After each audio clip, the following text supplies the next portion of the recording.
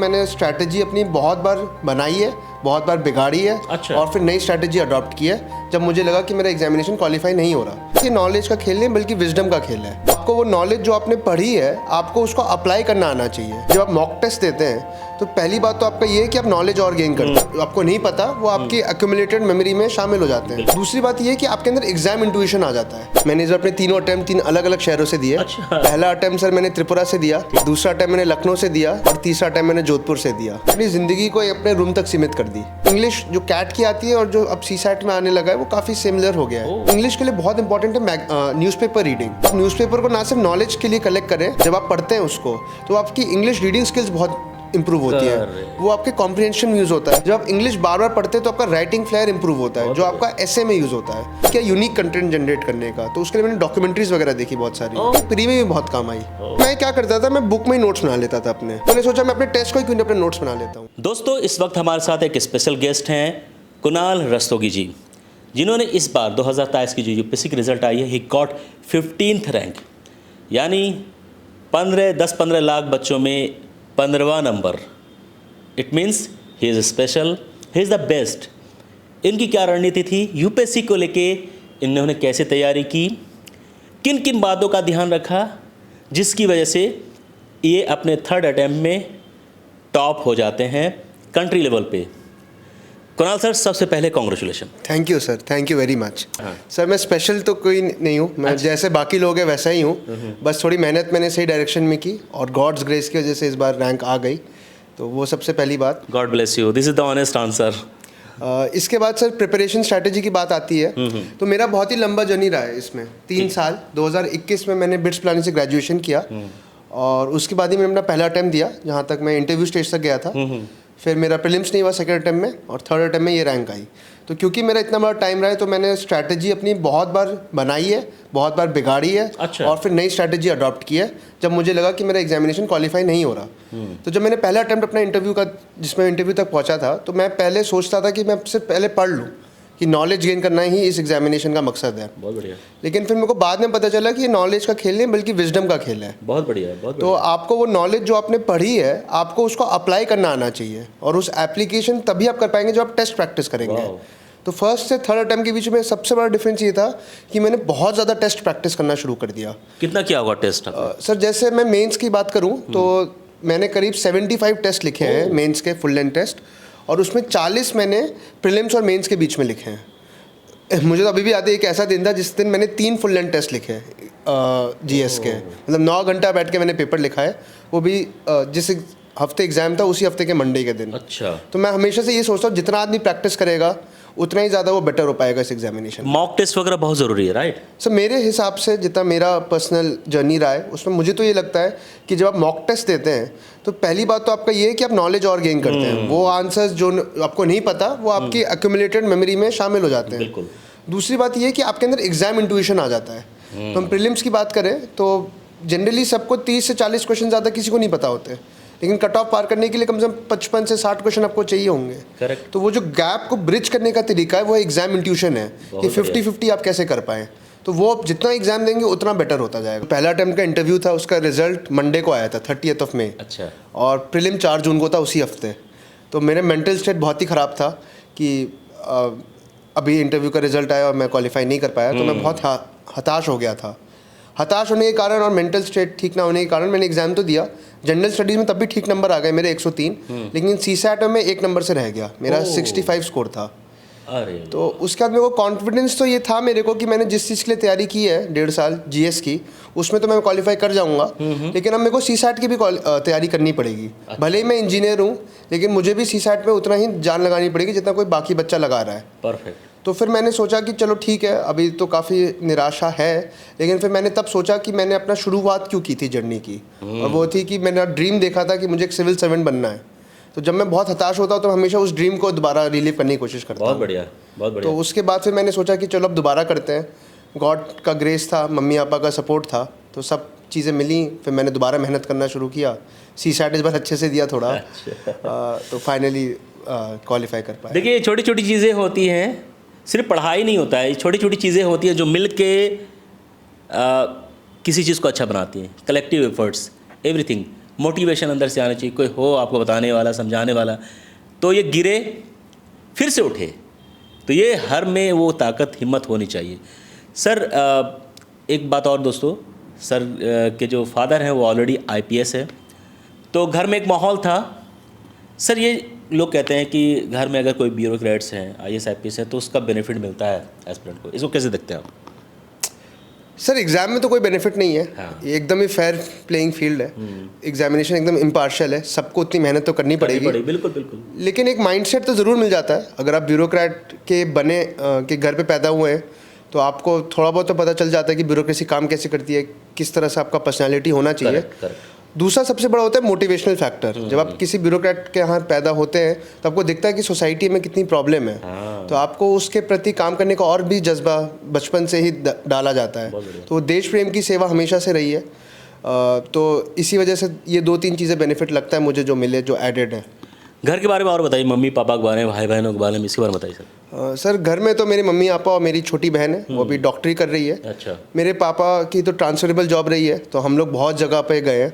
मैंने इस बार अपने तीनों अटैम्प्ट 3 अलग अलग शहरों से दिए। अच्छा, कहाँ? पहला अटैम्प्ट सर मैंने त्रिपुरा से दिया, ठीक है। दूसरा अटैम्प्ट मैंने लखनऊ से दिया और तीसरा अटैम्प्ट मैंने जोधपुर से दिया। तो मैं पूरे टाइम घूमता रहा एग्जामिनेशन के दौरान। तो आपकी प्रिपरेशन में डिस्टर्बेंस नहीं आई? मतलब एक होता है ना कि आप एक स्टेबल हो गए, कहीं पे बैठ के स्थिर होकर पढ़ रहे हैं, बट कैसे मैनेज किया इन सब चीज़ों को?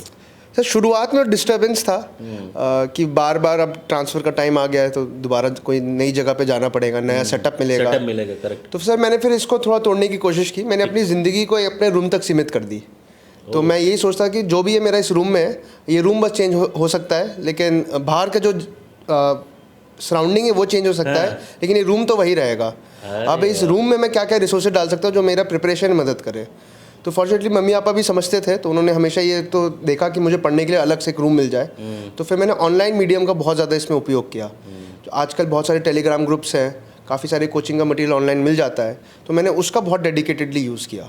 और मैंने मेरे चैनल को भी देखा था आपने? बिल्कुल सर, आपका चैनल जो मोटिवेशनल वीडियो जो आपने पहले डाल रखी हैं और टॉपर्स की, वो जो मेरा गंदा समय था उसमें मैं वो देख लेता था। अच्छा। ताकि मैं मोटिवेट कर पाऊँ अपने आप को, और वो नेसेसरी डिसिप्लिन आ पाए मेरी ज़िंदगी में। मतलब मैं भी आपके काम आया थोड़ा। बिल्कुल सर, बिल्कुल सर। एक तो पहले एग्ज़ाम का प्रेशर रहता है कि एग्ज़ाम क्वालिफाई करना है। फिर हम जिस समाज में रहते हैं वो भी, जैसे जैसे इंसान की एज बढ़ती है वैसे उनका भी प्रेशर तो रहता ही है, और वो नेचुरल है एकदम ही, सबके ज़िंदगी में वो रहता है। बेटा क्या कर रहा है? हाँ सर, ये सारे क्वेश्चंस तो बार बार पूछे जाते ही हैं, तो वो एक प्रेशर रहता है और खुद पे भी एक दबाव रहता है कि भाई कुछ करना है। तो अब जवाब दे दिया आपने इस बार? नहीं सर, अब तो ऐसा तो मैंने डायरेक्टली नहीं दिया। मैं तो बस भगवान से प्रे कर रहा था कि कोई भी रैंक दिला दे इस बार। लेकिन 15वीं रैंक तो मैंने कभी एक्सपेक्ट नहीं किया था। तैयारी कैसे की आपने?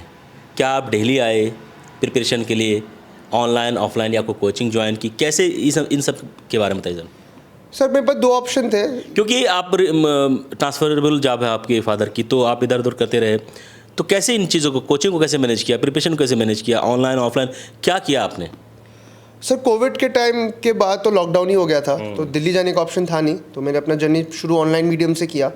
ऑनलाइन में सर जो भी कोचिंग मटेरियल्स मिल जाता है आजकल काफ़ी कुछ, आप उसी को प्रैक्टिस करते रहिए।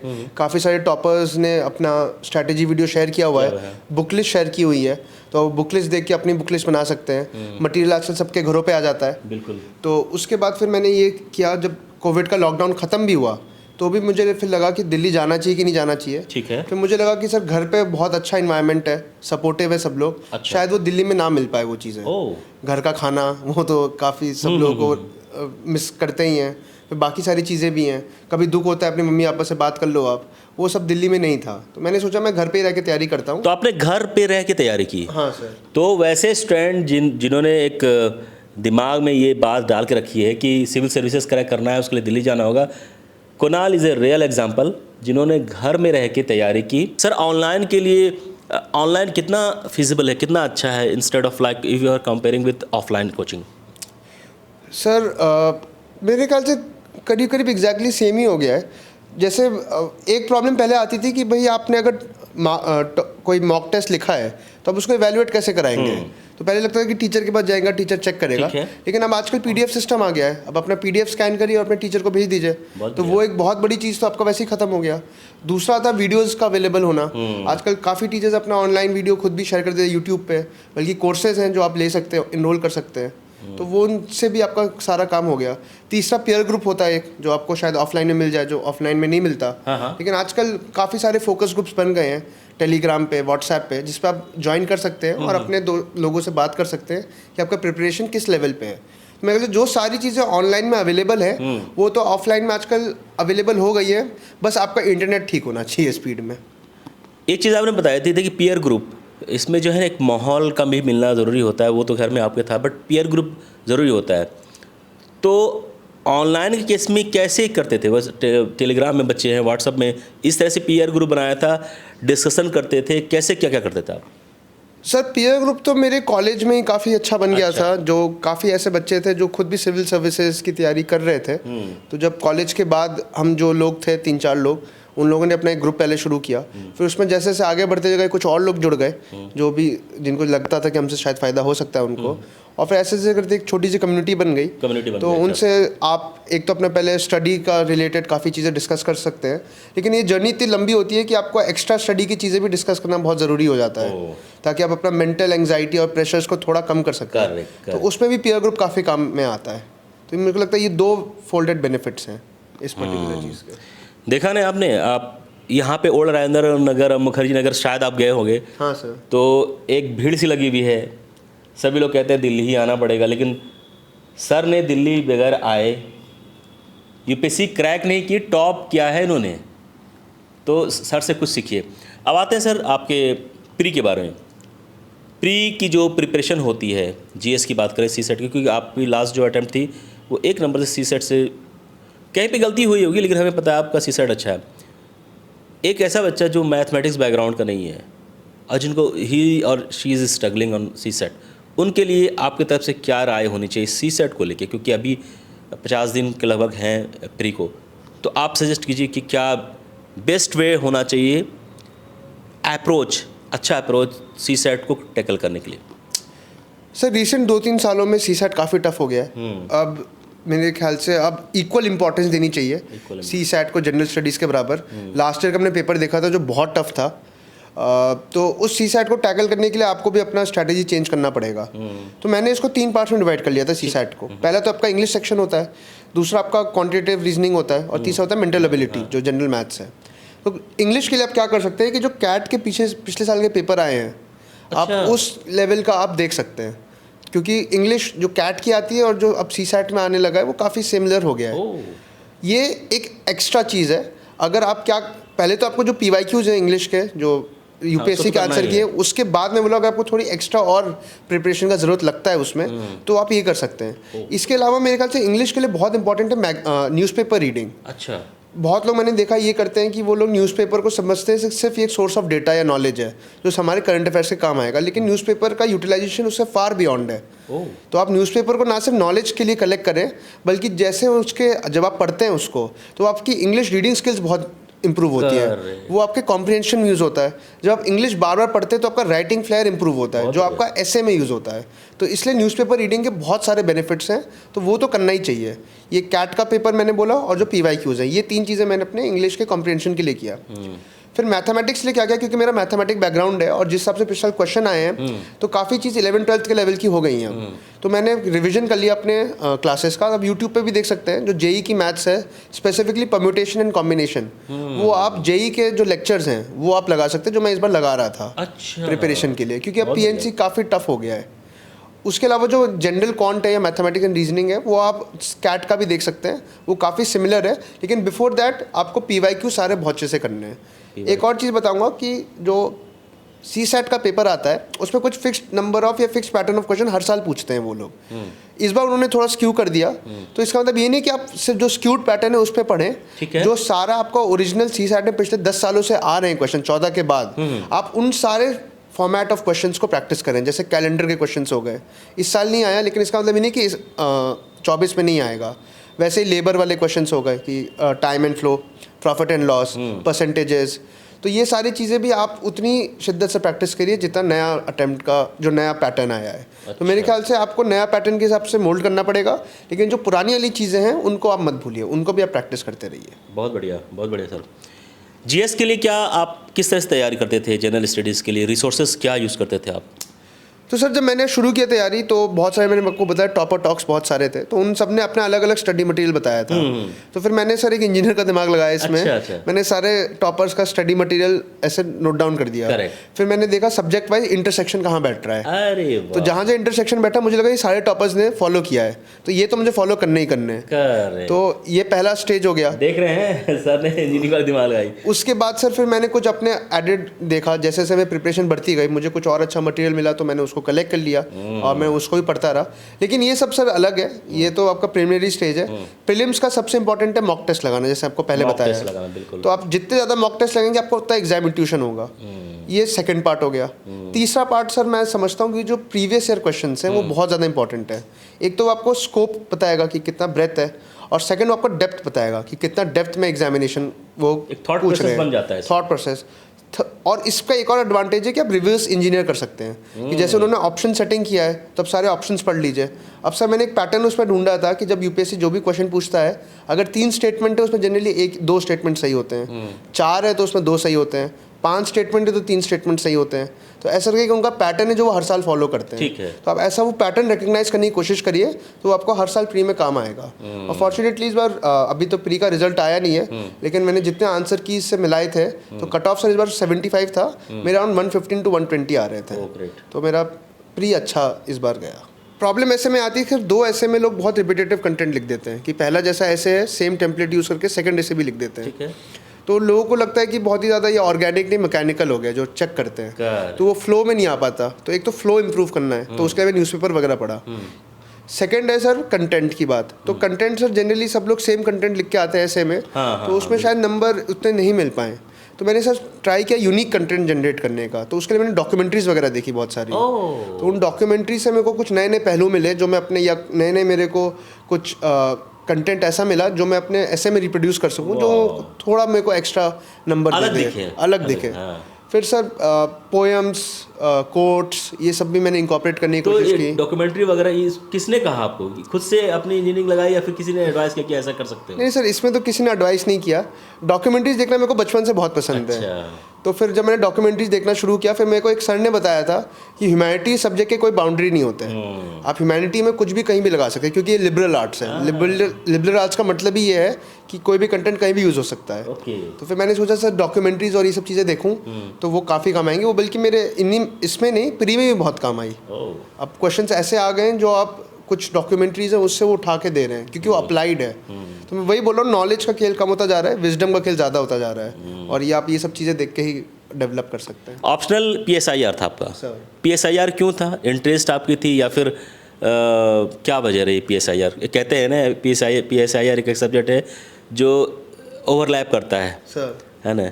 तो आपकी क्या रीज़न रही थी? जो आपने बताया एक वो बहुत बड़ा रीज़न था PSIR सेलेक्ट करने का, क्योंकि आपका GS2 फिर आपका GS4 में थोड़ा मदद मिल जाता है, ऐसे में थोड़ा मदद मिल जाता है। तो एक तो वो था, लेकिन उससे बड़ा रीज़न मेरे ख्याल से ये था कि मेरा इंटरेस्ट भी बहुत था। तो बिट्स प्लानिंग में सर एक अच्छा ये रहता है कि वो आपको 5 ह्यूमैनिटी इलेक्टिव्स देते हैं। तो आप कोई भी 5 ह्यूमैनिटी इलेक्टिव चूज़ कर सकते हैं। ठीक है। तो तब मैंने ऐसे शौक में पॉलिटिकल साइंस रिलेटेड शुरू कर दिया था कॉलेज में, और वो कहाँ मेरा जो शुरू में जो किया था वो इंटरेस्ट बन जाए वो पता नहीं चला। तो सब फिर जब सिलेक्शन की बारी आई तो मैं सोचा सिविल इंजीनियरिंग शायद मैं नहीं जस्टिफाई कर पाऊंगा, तो पॉलिटिकल साइंस ले लेते हैं। मैंने टेस्ट सीरीज़ में बहुत फोकस किया जो मैंने शुभा रंजन मैम की ली थी। अच्छा, तो शुभ्रा रंजन मैम की नोट्स वगैरह आपने यूज़ की, वो कितनी हेल्प की आपकी? हाँ सर, बहुत एक्सटेंसिवली हेल्प किया मेरे को। स्पेसिफिकली सर जो मैम का प्रीलिम्स और मेंस के बीच का जो पार्ट है उसमें क्रैश कोर्स कराती हैं। ठीक है। जहाँ पे वो सारे PYQs को डिस्कस करती हैं। ओके। तो वो मेरे को बहुत ज़्यादा हेल्प किया इस बार मेरे अटेम्प्ट में। तो सर इस बार लकीली GS2 में मेरे काफ़ी अच्छे नंबर आए। मेरे ख्याल से अभी तक तो मैंने देखा है तो शायद मैं ऑल इंडिया टॉपर ही हूँ। अच्छा। मेरे 134 नंबर आए हैं। 134 GS2 में सर। क्या अलग किया था आपने GS2 में? सर मुझे हर बार हर सारे कोचिंग बोल देते थे नहीं तुम्हें अपने ऑप्शनल का जो नॉलेज है वो GS2 में यूज़ नहीं करना है। तो मेरे को सारे कोचिंगों ने ये बोला कि नहीं, लेकिन आपने उल्टा किया। सर मैंने इस बार सोचा कि मैं अपनी मन की करके देखता हूँ। तो फिर मैंने सर कोई बाउंड्री नहीं क्रिएट की अपने मन में कि ये GS2 है, ये PSIR नहीं है। तो फिर मैंने सर जो अपना PSIR का नॉलेज था, जो मुझे लगा कि डिमांड ऑफ द क्वेश्चन को मीट कर रहा है या हेल्प कर रहा है मेरे को बेटर एक्सप्रेस करने में अपने आंसर्स को, तो मैंने उसको फ्रीली इस बार यूज़ किया। मैं क्या करता था, मैं बुक में ही नोट्स बना लेता था अपने। कैसे बनाते थे? तो सर जैसे मैंने स्पेक्ट्रम पढ़ी मान लीजिए, स्पेक्ट्रम में कुछ उस पेज पे इंपॉर्टेंट या एक चैप्टर में कुछ इंपॉर्टेंट डेट्स या कोई नाम किसी का हिस्टोरिकल फिगर का, वो सब वहाँ पे रहता था। तो मैं एक चैप्टर जब खत्म हो जाता था तो मैंने पहले पूरी बुक को तोड़ दी अपनी, चैप्टर वाइज कर लिया, और उस चैप्टर वाइज के बाद एक में A4 शीट लगाता था और उस चैप्टर में स्टेपल कर देता था। अच्छा, वो लगाते थे स्टेपल कर देते हाँ, तो ऐसे मैंने स्पेक्ट्रम पूरी कभी नहीं पढ़ी, मैंने उसको चैप्टर वाइज तोड़ दी पूरी बुक को। तो बुक खराब नहीं हो जाता था, हॉच पॉच जैसी सिचुएशन? नहीं सर, उसको मैं स्टेपल कर देता था चैप्टर वाइज और उसको एक स्टैक बना लिया था मैंने, स्टैक बना लिया। तो उसको मेरे को ढूंढने में भी आसानी होती थी, क्योंकि स्पेक्ट्रम में सर पूरी बुक कभी नहीं पढ़नी होती, स्पेसिफिकली जब प्री के टाइम जाने वाले हैं, तो फिर आप बस उसी स्टैक का चैप्टर निकाल लो और पढ़ लो, और पूरी पढ़ने की जरूरत नहीं है। बल्कि स्पेक्ट्रम में एक अच्छी चीज़ क्या होती है, जैसे कि स्पेक्ट्रम खुद भी अपनी समरी देता है अच्छा। चैप्टर के बाद, तो वो एक काम आ जाता है, प्लस जो आपने थोड़ा बहुत बना दिया वो भी काम आ जाता है। वैसे ही सर जो PMFIS के नोट्स हैं मान लीजिए, वो सब भी काफ़ी, जो मैंने इन्वायरमेंट के लिए रेफ़र किया, उसमें भी सर काफ़ी ऐसे नोट्स जो हैं वो बड़े पॉइंट और बुलेट फॉर्मेट में रहते हैं, तो उसमें बस आप अंडरलाइन कर लीजिए तो वो आपको दूर से दिखेगा। अच्छा। और मेरे ख्याल से नोट्स, अगर आपने कोई बुक को 5-6 बार पढ़ लिया है तो अपने आप ही नोट्स में कन्वर्ट हो जाएगा, क्योंकि आपको पता है कौन से पेज में क्या ऑलरेडी दिया हुआ हाँ, है। अगर आप सिर्फ बुक को एक बार पढ़ेंगे, 2 बार पढ़ेंगे तो आपको नोट्स की ज़रूरत है, लेकिन आप 6, 7, 8 बार पढ़ लेंगे तो कभी ज़रूरत नहीं पड़ता। इसलिए लोग बोलते हैं लक्ष्मीकांत के कोई नोट्स नहीं बनाता, अच्छा। क्योंकि लक्ष्मीकांत लोग ऑलरेडी 15 बार पढ़ चुके हैं, तो फिर उसमें नोट्स बनाने की ज़रूरत है नहीं। वैसे अगर आप सारे बुक्स को भी 15 बार पढ़ लें तो आपको नोट्स बनाने की उसमें भी ज़रूरत तो रिवीजन कैसे करेंगे? सर रिवीजन फिर मेंस में तो सर इन बुक्स का जनरली ज़्यादा काम आता नहीं है, क्योंकि मेंस में सर आपका स्पेसिफिक कंटेंट होता है। तो मैंने क्या किया था, मैंने बहुत आपको बताया 80-90 टेस्ट लिखे मैंने, तो मैंने अपने टेस्ट को ही अपने नोट्स बना लिए थे। अच्छा। तो मैं जब भी पढ़ता था तो मैं फिर अपने, तो वो भी एक तरह से रिवीजन ही है। तो फिर मैं अपने सर आंसर, सब बोलते हैं नोट्स को आंसर राइटिंग फॉर्मेट में बना लो, तो मैंने सोचा मैं अपने टेस्ट को ही क्यों नहीं अपने नोट्स बना लेता हूँ। तो फिर मैंने अपने टेस्ट में ही आंसर राइटिंग फॉर्मेट पे, तो ऑलरेडी आप लिखते ही हैं सारा कंटेंट जो आपको आता है आप उस टेस्ट में डालने की कोशिश करते ही हैं, तो आप उस टेस्ट को अच्छे से लिखिए और उसी टेस्ट को बार बार पढ़ते रहिए। बहुत बढ़िया, बहुत बढ़िया। देखिए, आज के इंटरव्यू में आपने बहुत कुछ सीखा है सर से, और मुझे नहीं लगता है कुछ छूट रहा है। कुछ छूट रहा है सर? कुछ और भी है क्या? नहीं सर, मुझे लगता है सब डिस्कस तो कर लिया, डिस्कस कर लिया। अब इसका फ़ायदा अगर आप नहीं उठा पाए तो ये आपकी गलती है, राइट। मेरी कोशिश ये है कि हम आप तक अच्छे से अच्छे कंटेंट लेके आएँ, और आपको क्या करना है, हमारे चैनल को सब्सक्राइब करना है। मैं ये बोलता नहीं हूँ, लेकिन बोल रहा हूँ इसलिए क्योंकि आने वाले दिन में और भी बेहतर आपके लिए करना चाहता हूँ। Sir, thank you very much for your time, and this is one of the best interview. आपने बहुत कुछ ऐसे टेक्निकल चीज़ें, रिवर्स इंजीनियरिंग की थी, आपने अपने दिमाग लगाए थे। आपको भीड़ से अलग दिखना है ना, जो 100 लोग कर रहे हैं वो नहीं करना है, और यही इन्होंने किया, और यही वजह रही कि out of the box he is under 20, he got 15th rank, and he is going to be an IAS.